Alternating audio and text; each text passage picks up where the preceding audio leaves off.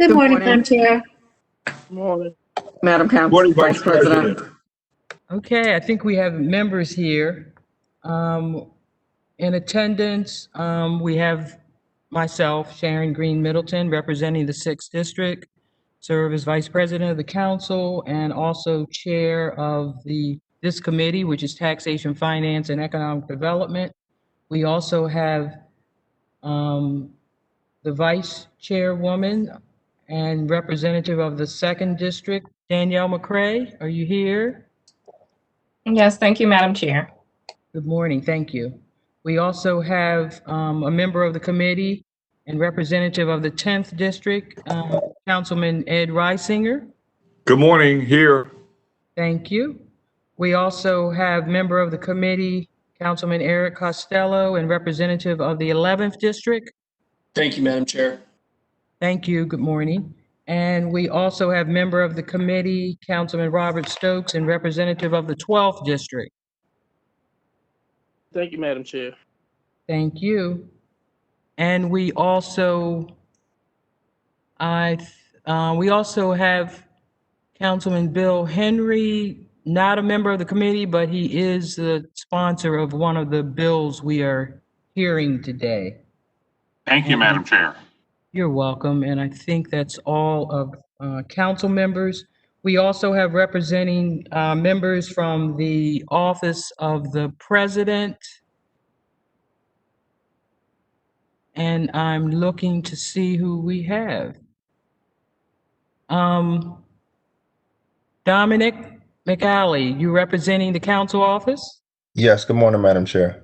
Good morning. And we also have Rebecca Simmons, General Counsel for the council. Good morning. Thank you, Madam Chair. Good morning. And representing the mayor's office, we have Matt Stegman. Matt, are you present? I see his name here. So he might have stepped away, and we'll get back to him. And am I missing any other representative from the mayor's office?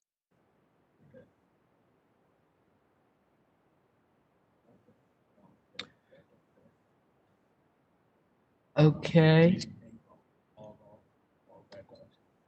So I'm gonna need Walter Horton and I think it's Jason Ingram to log off and log back on because you're on twice. Oh, you're on the attendee side and we want to get you in as a participant, a panelist. So it's something wrong with the system. So you have to log off again, log off and then get back on again.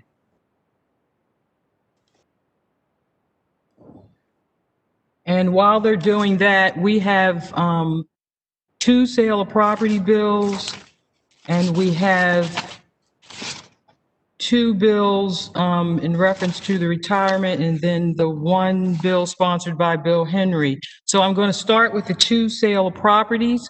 I'm going to read both of those bills, and when I call for the agencies to do their reports, I'd like you to do the reports for both sale of property bills. So we'll start with the 2 bills. Bill number 20-0581, sale of property, a portion of South Boston Street extending from South Haven Street for the purpose of authorizing the mayor and city council of Baltimore to sell at either public or private sale all its interests in a certain parcel of land known as a variable width portion of Boston Street extending from South Haven Street westerly 723.60 feet, more or less, and no longer needed for public use, and providing for a special effective date.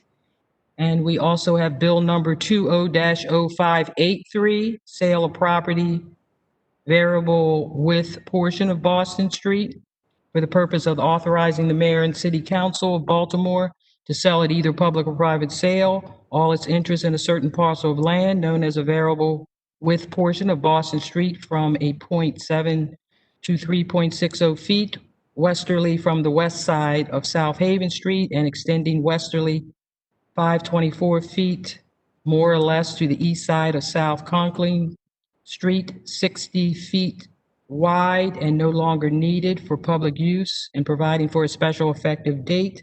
The bill was introduced on August 17th, 2020.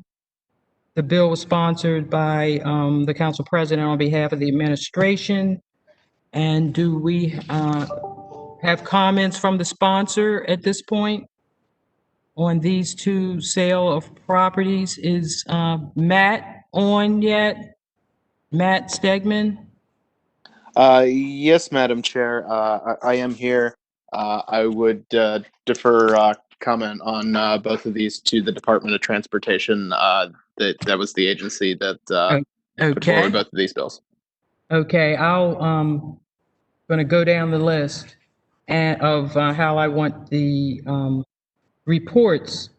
But I do want to mention that we did not get a written report from the Department of Transportation. So is Liam, I see him on here. So please submit your, when I call on you to do your verbal report, please submit your written report as well to the committee. Madam Chair, this is Liam, and I apologize. The written report was submitted. I did not actually get that over to MOGR until last night, and I do apologize. Yeah, Okay. Madam Chair, that the reports had been submitted, but I'm gonna send them to all the members of the committee now, so they'll be in your inbox shortly. Okay, thank you. Okay, let's start with the Department of Finance with their report. And remember, this is on both bills. Good morning, Vice President Middleton. This is Mara James for the Department of Finance. We stand by our reports. We do not oppose either of these sales. Okay, thank you. Law Department. Hi, Madam Chair. This is Hillary Ruley for the Law Department. We approve both bills for form and legal sufficiency. Thank you. Department of Planning. Good morning, Madam Chair, members of the committee. These two bills will authorize the sale of 2 strips of land on the north side of Boston Street that have never been used for right-of-way purposes. This sale will allow them to be consolidated in with the property to the north, and that will support a mixed-use commercial and residential development. And so planning recommends favorable for both bills. Thank you. Department of Housing and Community Development. Stephanie Murdoch. Yes, good morning. Good morning, Madam Chair and members of the committee. Good Can you morning. hear me? You can hear Yes. me? Okay, great, Yes. thank you. Yes, so Stephanie Murdoch, Legislative Liaison for the Department of Housing and Community Development. We stand by our bill reports for both bills, which is, we do not object. Thank you. Is the Department of Real Estate on? James Knighton, do I see you?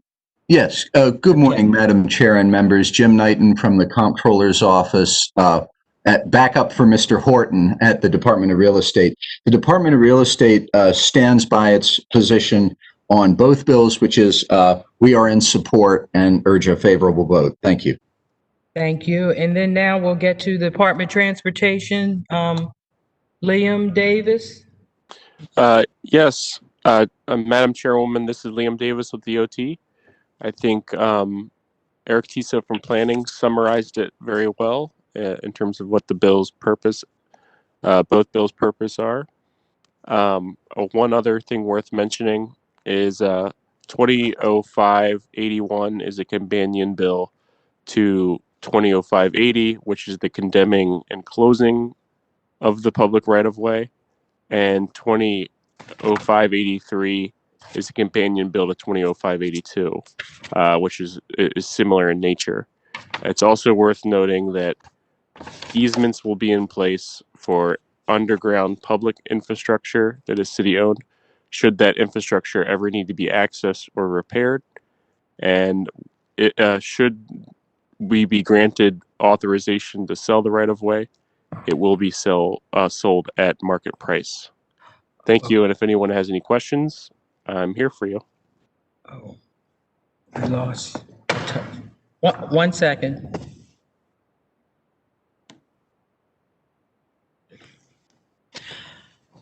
I lost you there for a minute. Thank you, Mr. Davis.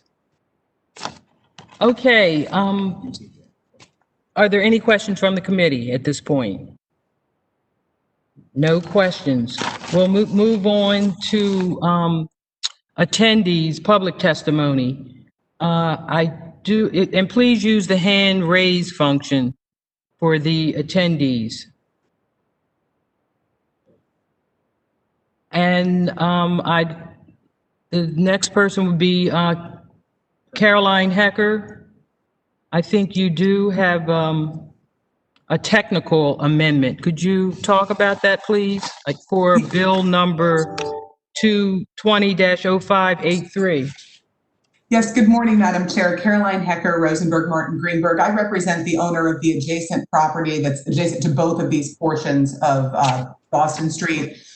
We did submit a technical amendment to bill number 20-0583. It merely corrects a couple of typos in the legal description that's included in the bill, and I would ask that the committee approve this amendment in approving the bill. Thank you. Thank you. Any questions from the committee at this point about the amendment?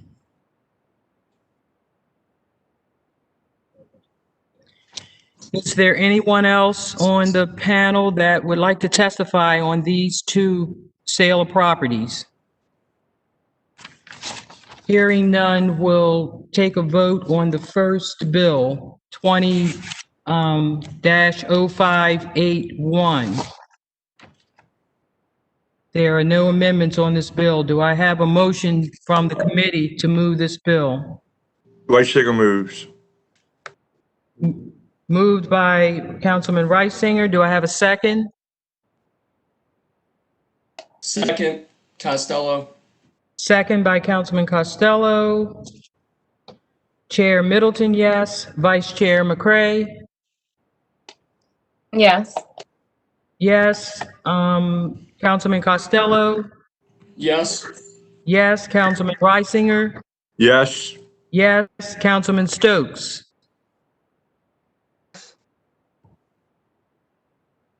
Councilman Stokes?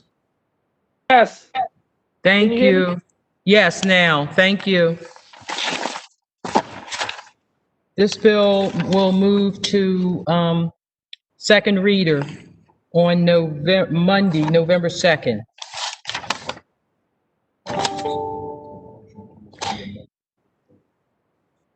So now, do we have a motion to move the amendment for bill number 20-0583, the sale of property variable with portion of Boston Street? A motion to move the amendment. McCray moves. McCray moves amendment. Do I have a second? Reisinger seconds. Reisinger second. Is there, oh, we got to take the vote. Chair Middleton, yes. Vice Chair McCray? Yes. Yes. Councilman Costello? Yes. Yes. Councilman Reisinger? Yes. Yes. Councilman Stokes? Yes. Thank you. And then we have to, I need a motion to move the bill as amended. So moved. So moved by Costello. Second? Second, Councilman Stokes. Second. Second by Stokes. Chair Middleton, yes. Vice Chair McCray? Yes. Yes. Councilman Costello? Yes. Yes. Councilman Reisinger? Yes. Yes. And Councilman Stokes? Yes. Thank you. This bill will be moved as amended to second reader on Monday, November 2nd. Now we have the next two bills that we're also going to, the agencies please report together. And the first one is bill number 20-0603.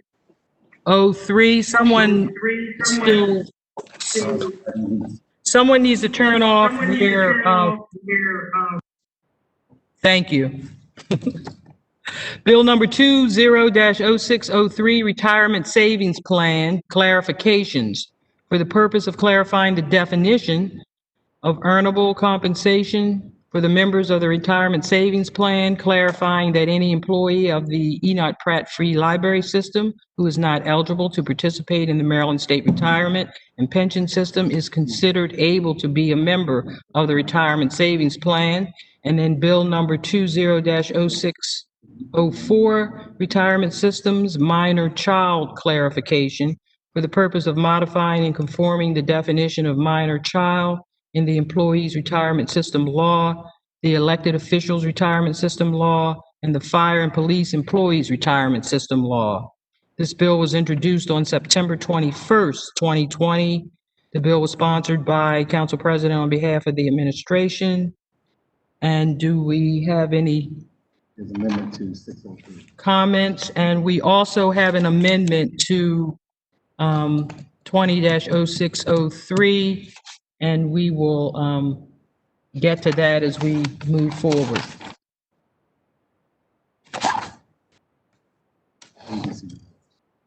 The committee will now hear from agency representatives, and we'll start with the Department of Finance. The Department of Finance stands by our reports. We do not oppose either of these bills. Both bills. Thank you, Mara. And Department of Law. Good morning, Madam Chair. Elena DePietro for the Law Department. We have approved both bills for formal legal sufficiency. The Enoch Pratt situation, whose some of their employees are able to be part of the retirement system, is kind of an interesting scenario, but I didn't include in my report. But if you're ever interested, it's kind of interesting history. Okay. Thank you. The employee, did I do them next? The Employee Retirement System Retirement Savings Plan, David Randall. Yes, good morning. Good morning. Madam Chair, members of the committee. Both systems, Employee Retirement and Retirement Savings Plan, so we support the bill. Thank you. And I'm available for any questions. Okay, any questions at this point? The Labor Commissioner. Please mute your phone. Good morning. Good morning. The Office of the Labor Commissioner is supportive of these bills. I'll send my written support, and I also am in support as a trustee on the RSP and the ERS. So that's a dual support. Thank you. It's from Labor Commissioner Deborah Moore Carter. Department of Human Resources. Good morning, Madam Chair. This is Jason Ingram on behalf of the Department of Human Resources, and we are in support of this bill, of both bills, and urge favorable votes. Thank you. Any questions from committee at this point? So there was an amendment for bill. Oh, before we get to that, public testimony, please use your hand raise function.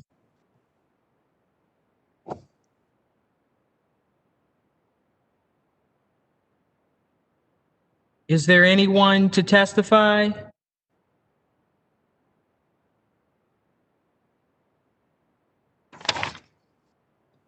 Having no hands raised or no other recognition, we're going to move on to the amendment. Who has the amendment?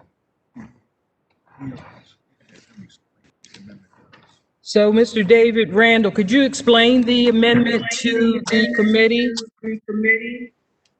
I would love to, although I don't have the amendment. You don't have the amendment? No, ma'am. Max Stedman. Mr. Max Stedman, did you have the amendment? And I don't see Matt on. I do there. have it. Give me just one quick moment to pull it back up.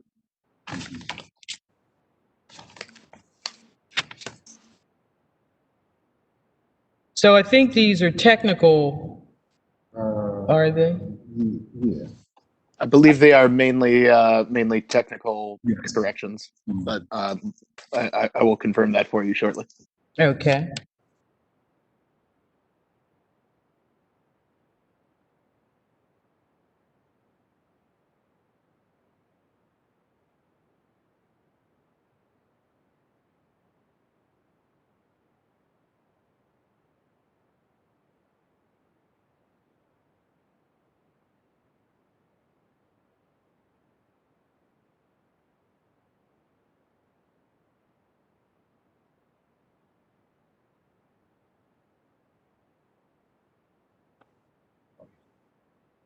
While they're looking for the amendments, does the committee have any questions?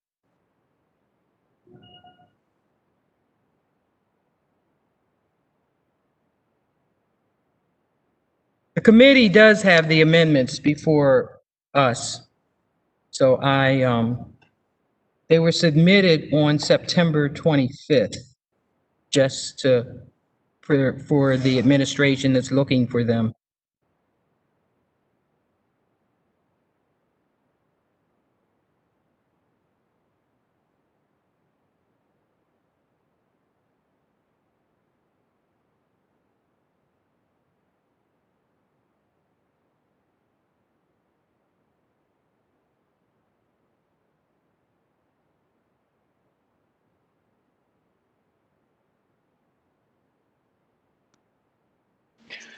Yeah, thank you for your patience, Madam Chair. I did locate the amendments, and yeah, they're basically all technical. Okay. Can I get a motion from the committee to move the amendments? So moved. Thank you, Councilman Costello. Do I have a second? Reisinger seconds. Thank you. Chair Middleton, yes. Vice Chair McCray? Yes. Thank you. Councilman Costello? Yes. Thank you. Councilman Reisinger? Yes. Thank you. Councilman Stokes? Yes. Thank you. And now I need a motion to move the bill as amended. So moved. So moved by Costello. Second, Councilman Stokes. Stokes. Moving favorable with amendments, Chair Middleton, yes. Vice Chair McCray? Yes. Yes. Councilman Costello? Costello's a yes. And Councilman Reisinger? Yes. And Councilman Stokes? Yes. Thank you. This bill will move with amendments to second reader on November 2nd. And now do I have a motion to move the bill number 20-0604? So moved. Costello. So moved Costello, second. Reisinger seconds. Thank you, Reisinger. And this one has no amendments, by the way. Chair Middleton, yes. Vice Chair McCray? Yes. Yes. Councilman Costello? Costello's a yes. Councilman Reisinger? Yes. Yes. And Councilman Stokes? Yes. All right, both of these bills will move to second reader on Monday, November 2nd. And then lastly, we have bill number 20-0632, property tax sale Habitat for Humanity for the purpose of granting in accordance with state tax property article 9-252, a property tax against certain real property owners and held by Habitat for Humanity, requiring an annual report from Habitat for Humanity detailing certain information, providing for a term of the credit and requiring that the Director of Finance adopt certain regulations in order to implement and administer this property tax sale. And at this point, the sponsor of the bill, we'd like to hear from Councilman Bill Henry. Thank you, Madam Chair. Mike Posco from Habitat for Humanity is also an attendee, and I believe will be testifying, and he can testify to the backstory on how Habitat came to approach the state for this, and what success they've had with other jurisdictions in having local tax credits done.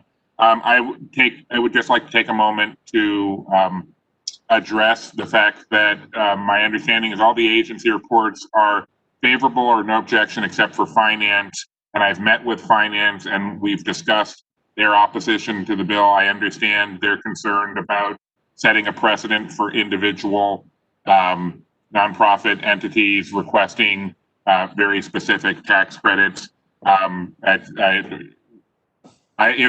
I had my druthers, this would have been settled by the State Department of Assessments and Taxation, simply determining that because Habitat for Humanity is a nonprofit entity doing good work in Baltimore City communities, and therefore their properties would just be tax exempt, like the properties of many other nonprofit entities. If that had been the case, then we wouldn't all be here this morning. But I will say, just addressing the specifics of Finance's report, for the work that Habitat does in our communities, the additional money that we will be leaving on the table through the use of this tax credit works out to be between $600 and $700 per property.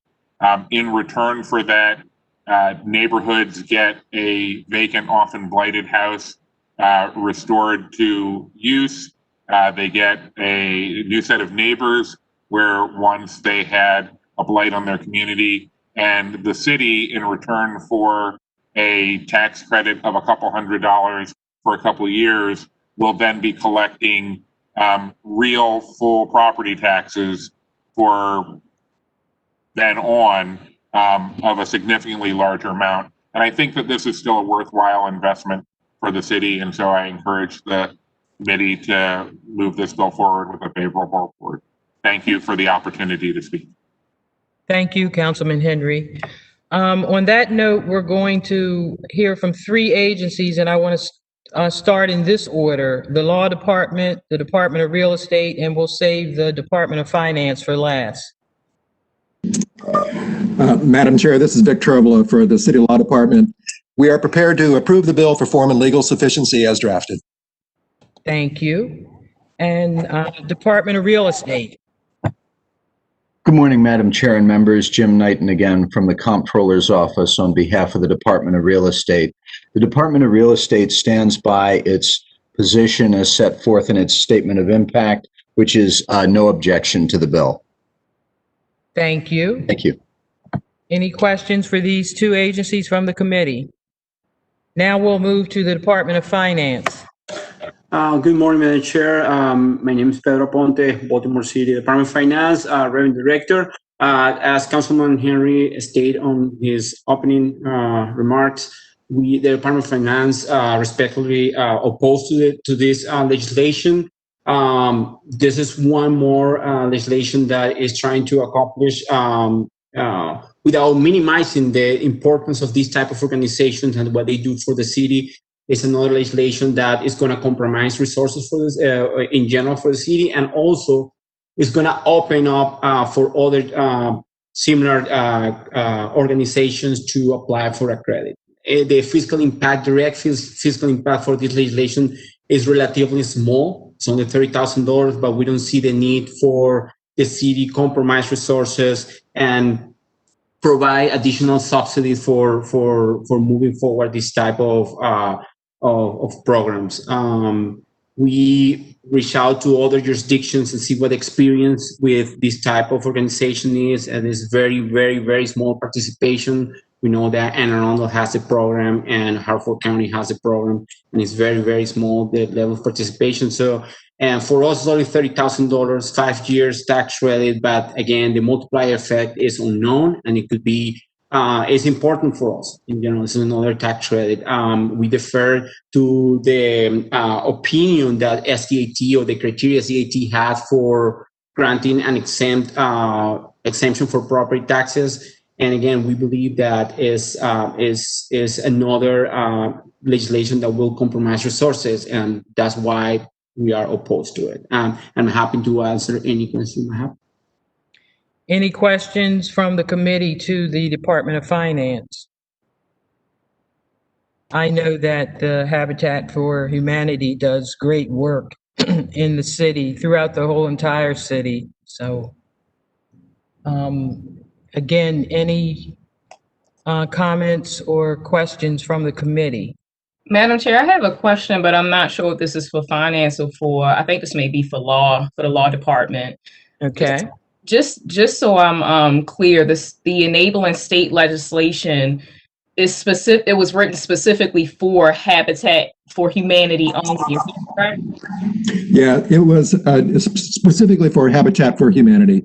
And our bill basically just takes lots of that state law and puts it in local law. So it is a straight line look at what the state is allowing us to do. Okay, thank you. I just wanted to make sure. Thank you. So I have a question. How much tax credit would be given to Habitat for Humanity? Can someone answer that? How much? Sure. Right now, a record shows that Habitat for Humanity owns 53 properties in the city, or they are under development. So we are talking about close to $35,000 right now. Okay. So if that property stays in Habitat's hands for the next 5 years, you multiply by 5, but then when those property change hands, that credit will no longer be available. Obviously, whoever gets the private who gets the property might apply for other incentives that the city might have, but as Habitat acquire properties, those will be exempt. So that's why we cannot have a precise estimate, but with the data that we have right now, that's roughly the number that we will be granting in tax credit. Okay. Seems to me that $35,000 is a good number right now.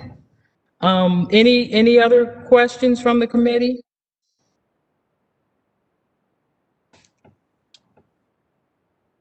So now we're going to go to public testimony and use the raise hand function from the attendees if you want to testify.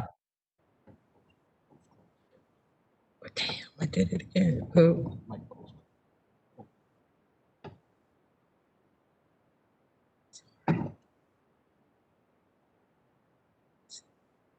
Oops, hold on.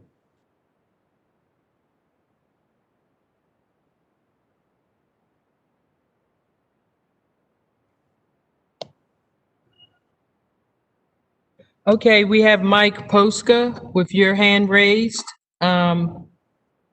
You hear the 2 beeps? You can testify. Hold on.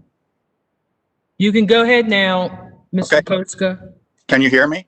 Yes. Yeah, so this is Mike Posco. I'm the CEO for Habitat for Humanity of Chesapeake. Just as a history, in 2010, the reason the state put this bill through was partly because there are other cities throughout the country doing it, and the other affiliates in those cities have been able to gain a lot more by not having that overhead cost. For Habitat of the Chesapeake, we're right now we've probably got about 30 houses under construction.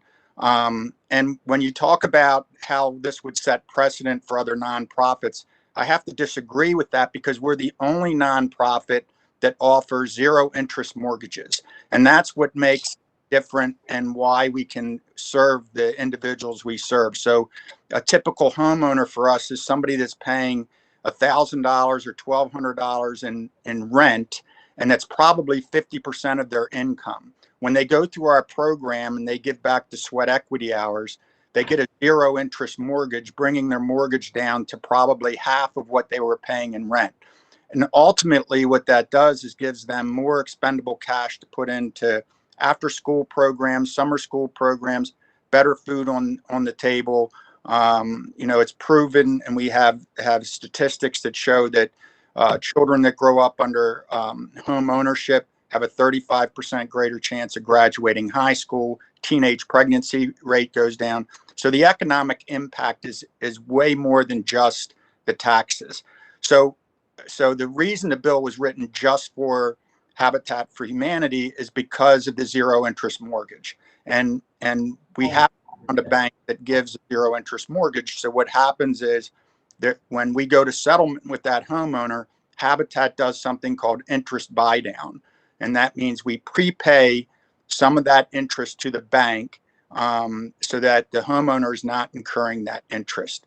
So that's how the program works. And that extra overhead would just go towards putting more people into homes. So Mike, I have a question. How long do you hold on to properties?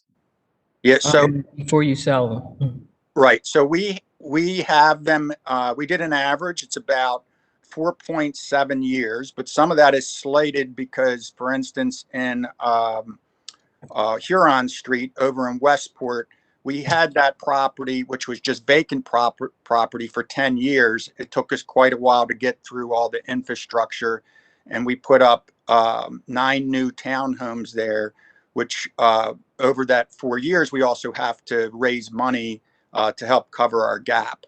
Most of the houses we're doing in the city are we're taking a loss on and having to cover a gap.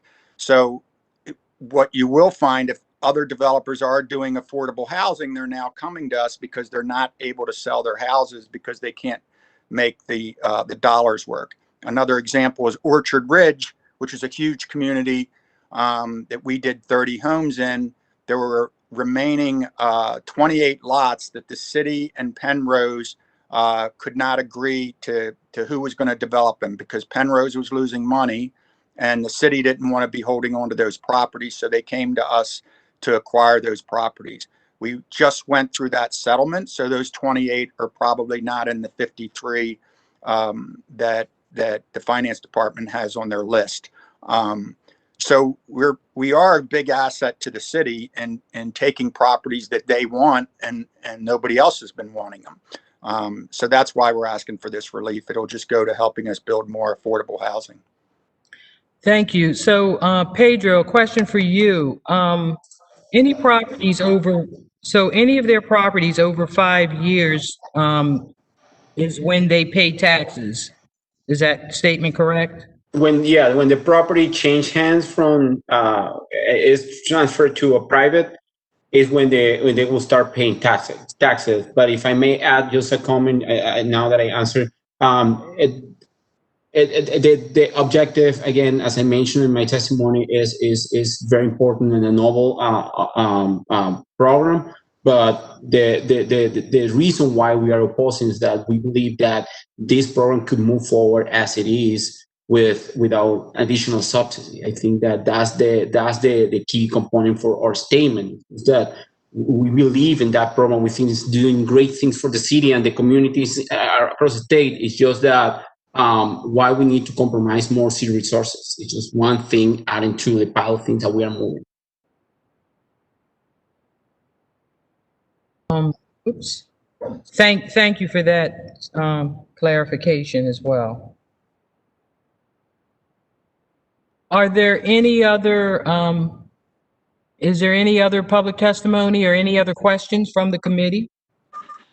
Madam Chair, I understand that HCD is, the bill was not referred to them directly, but they were willing to comment. Okay, Stephanie Murdoch, you're representing HCD. You can comment.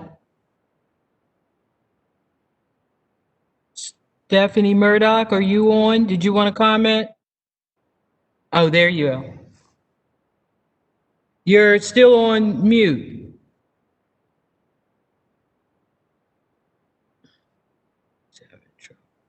Oh, there you go. Oops, back on mute. Okay. You should be able to talk now. Okay, sorry, I apologize for that. Oh, As Councilman Henry mentioned, this legislation was not referred to us, so I was not able to do the usual due diligence that we would do to consider the legislation. But I did want to say that Habitat is a very important and trusted partner in the community development efforts. And in general, we support the intent of the legislation, which is to lower barriers to redevelopment for providing quality, affordable housing. We did do a internal review of some data looking at 613 properties that Habitat has or is in the process of developing over a period of time between 2005 and 2019. And the development of their cumulative asset grew essentially 3 times that of the city as a whole. The asset development is generally around 119% for the city, but for Habitat, it was 286%, which, as I mentioned, is 3 times that rate. So we value them as a partner, and I'm just here to listen and take back any comments to the agency. Thank you. Thank you for your testimony. Any comments from the committee? At this point, is there a motion to move the bill? Committee? Councilwoman, can I make a comment? Yes, you may. I'm sorry. That's okay. I appreciate the intent of the legislation, but I am concerned about the precedent that it does in fact set. The comment made by the gentleman from Habitat for Humanity, I certainly understand and appreciate how this program is different from every other nonprofit program in the city in terms of what they do, specifically providing interest-free financing. But nonetheless, this is going to set a precedent for the next term of the city council. We have organizations like, for example, Black Women Build, which operates out of my district. I'm a huge supporter of them. I love what they're doing. They essentially, it's a nonprofit run by Shelley Halstead, who works with young Black women to rehab houses. And then they do the work on the house, and then they purchase the house, and they take ownership of it. And it's going to be very difficult for members of this council, myself included, to get those inquiries from them and say, well, you did it for Habitat for Humanity. We don't have the resources that Habitat for Humanity has. Otherwise, we would be providing, interest-free loans or financing. And shouldn't we be getting something instead of a larger entity?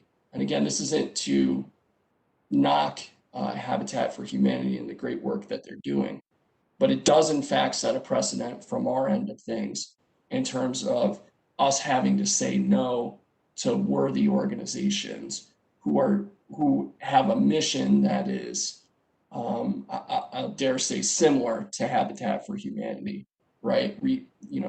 Ensuring that people are housed, getting them in a good financial position, rehabbing vacants, etc. So I do want to share that, and I did have. I want to go back to Pedro if I could ask a question for a second, Madam Chair. Yes, you can.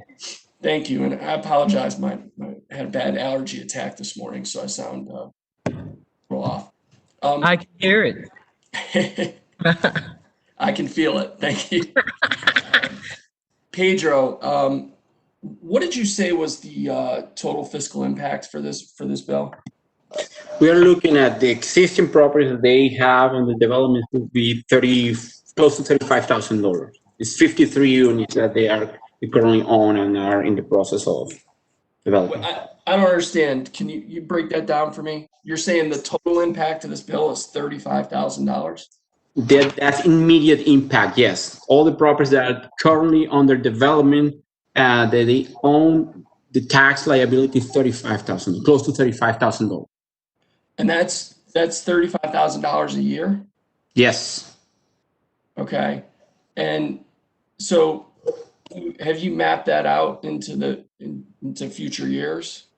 Well, I mean, the easy math will be just multiplying that by 5. But remember that once the property changes hands, the exemption or the tax rate will not be will disappear. But any property that's acquired and moved through this process and is owned by Habitat will be subject to the credit. So that's why we can put a long-term projection and trying to see how many new properties and how many properties drop off. So the easy math will be $35,000 per year, assuming that similar number of property will be getting the credit, and some drop and some come. And how many houses per year are they doing? City? I don't have the number of they doing. I know how many they are working on right now. They own based on the real property tax file that we have only 53. But I will defer that to the gentleman for Habitats. He might have the more accurate figures. Madam Chair, back to Yes, before we do that, the sponsor of the bill had his hand raised first, so I think he has comments to your comments. I'm happy to wait until after the councilman has had his question answered by Mr. Posca. Okay. Mr. Posca? Yeah, we've, on average, we're right now at about 20 houses a year. It depends on any given year how, one year we settled on 40 houses. This year will probably be around 12. A lot of that's because of COVID, but on average, I'd say it's about 20. Okay, so the tax, the fiscal impact is the tax burden on the properties from the period that you acquire to the time that you dispose of the property to the homeowner, correct? Correct. If I may, if it doesn't nothing happen in between, the credit will be for 5 years.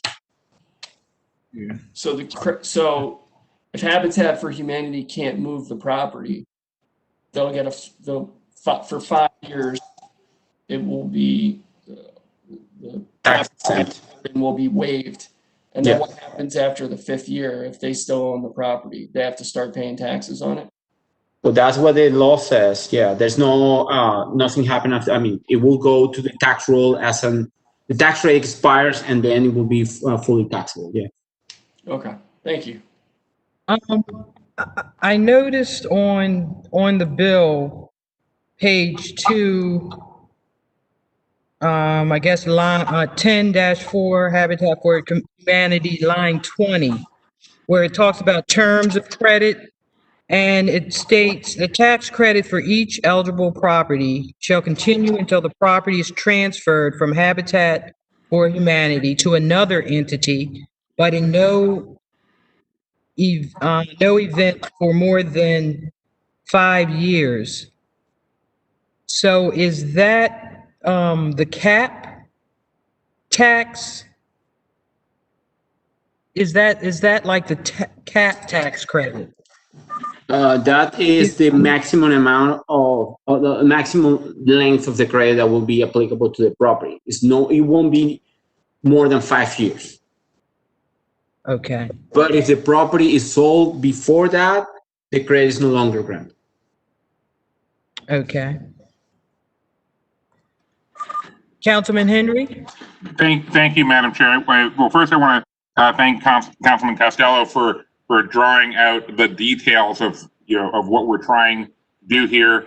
This really is just about trying to save Habitat from some of the holding costs of development.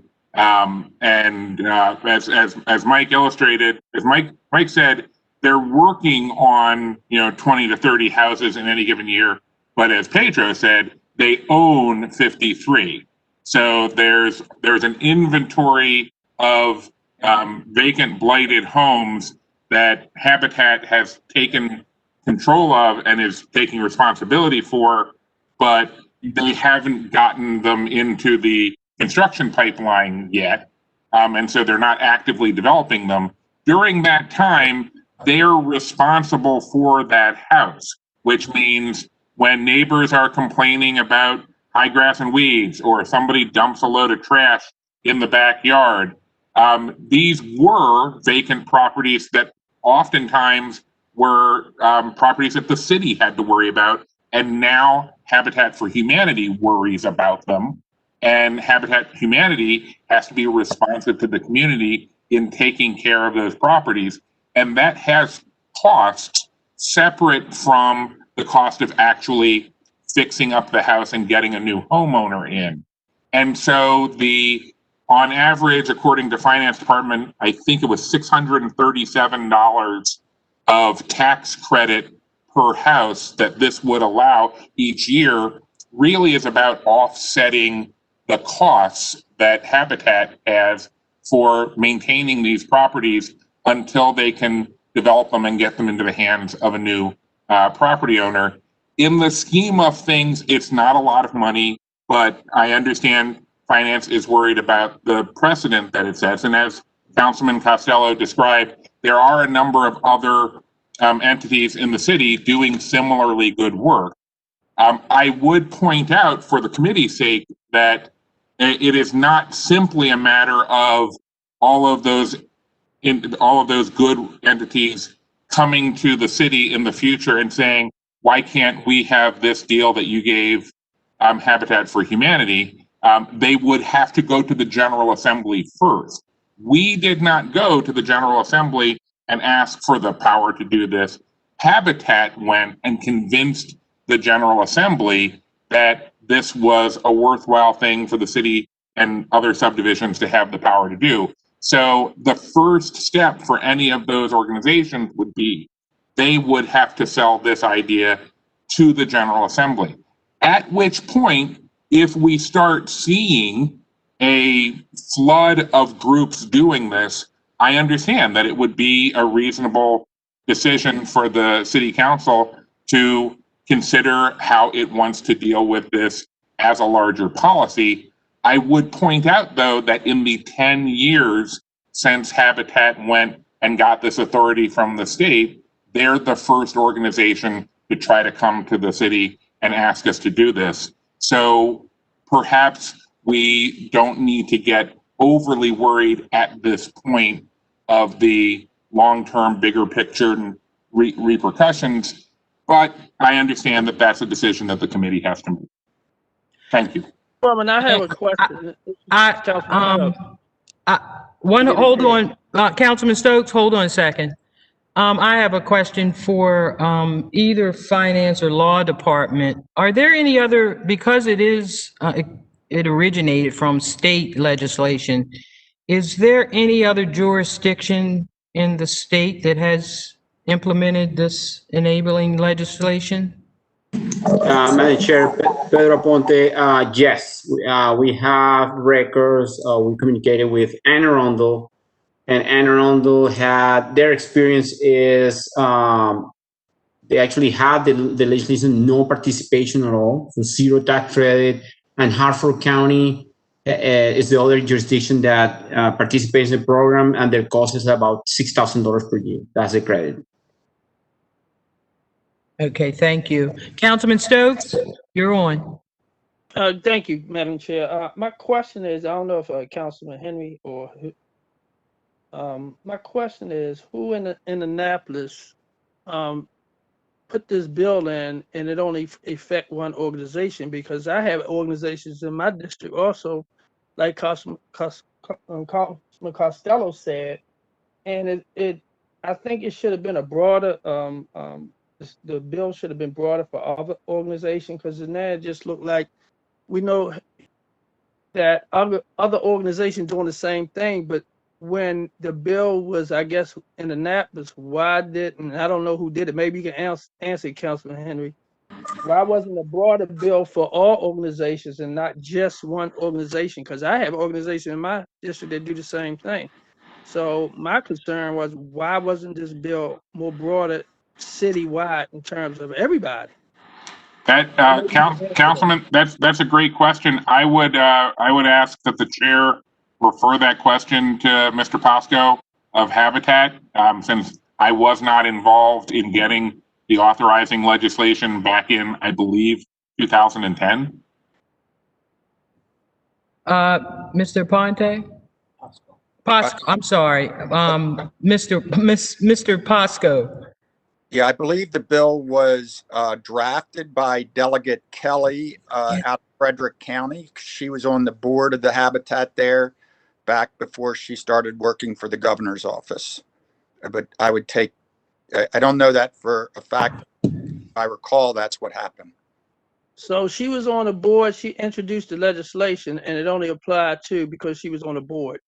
It would apply to That has some real concerns for me, because you got other organizations throughout the whole city that's doing the same thing. And I really have some concerns about supporting this when you have somebody who's sitting on a board for that organization, and they only introduce the money for that particular organization. That kind of don't sound too good to me. and just, it was a statewide, it was for affiliates statewide. I see the sponsor of the bill, Councilman Henry. Yeah, I would simply say to Councilman Stokes, I don't, as I understand it, from the way that the authorizing legislation was set up, there is nothing stopping anyone in the General Assembly from introducing either a broader bill that would address anyone doing similar work or any other specific organization from coming to localities and requesting a similar tax credit, as the finance department has said overtly, and I think Councilman Costello has sort of echoed.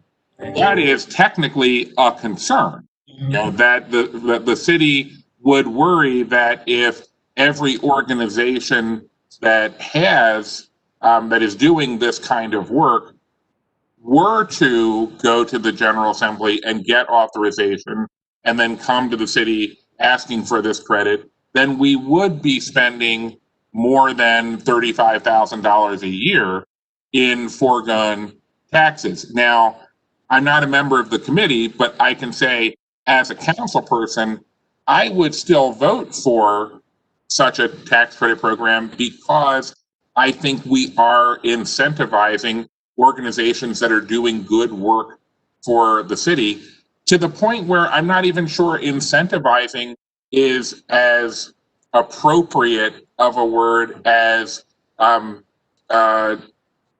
paying back or reimbursing, because in all of these cases, the organizations that are doing this good work are already going out and fundraising from other sources. They're getting the overwhelming percentage of the money that they need to do this reinvestment in our communities from sources other than Baltimore City government. Yet, Baltimore City government does benefit both in the big picture, in the moral sense, when our neighborhoods get stronger, but also in the very real financial sense, when these properties get rehabbed, the value of their assessments increases. That's why the cost of the tax credit is so comparatively low. It's only going to be $637 a house, because right now the houses that Habitat for Humanity and the other organizations doing this work, the houses that are owned are assessed for very little because they're in awful, awful shape. Whereas when an organization comes in and invests money in both financial resources and sweat equity and improves the house and increases its value, that benefits Baltimore City government directly and financially from then on. So yes, this is just a very specific tax credit for one particular entity doing good work. If you feel that there are other entities in the city doing this good work that should be similarly benefiting, I've already talked to finance about putting together a meeting with the State Department of Assessments and Taxation as I said in my opening remarks, we wouldn't be having this conversation if the State Department of Assessments and Taxation would simply rule that properties that are owned by nonprofits for whom their nonprofit endeavor is fixing up the property and getting it into the hands of an owner-occupier. To me, it is already a bad policy decision by SDAT not to rule those properties as tax exempt. And Councilman, if you're interested in spreading the impact of what we're trying to do here to more organizations doing more good work in lots of parts of the city, I would welcome the cooperation of you and any other council person, any other member of the General Assembly in being part of that longer term, bigger picture discussion to try to have an equity citywide in how SDAT deals with tax exemptions. But for this morning, we have an opportunity to help one specific group that is doing work in multiple districts around the city, and it's only going to cost the city $35,000 a year to help that organization. And so that's why we're here. Thank you. On that note, any other comments or questions from the committee? Do I have a motion or a second to move this bill? Going once? Going twice? Yeah, Councilwoman, it looks like Councilman Reisinger is trying to unmute. Yeah, Madam Chair, I want to explain my second. I do second this. I agree with what There's no motion to move the bill. Oh, okay. Is there a motion? Are you making that motion? I thought okay, yeah, I move it. I make a motion to move. Is there a second?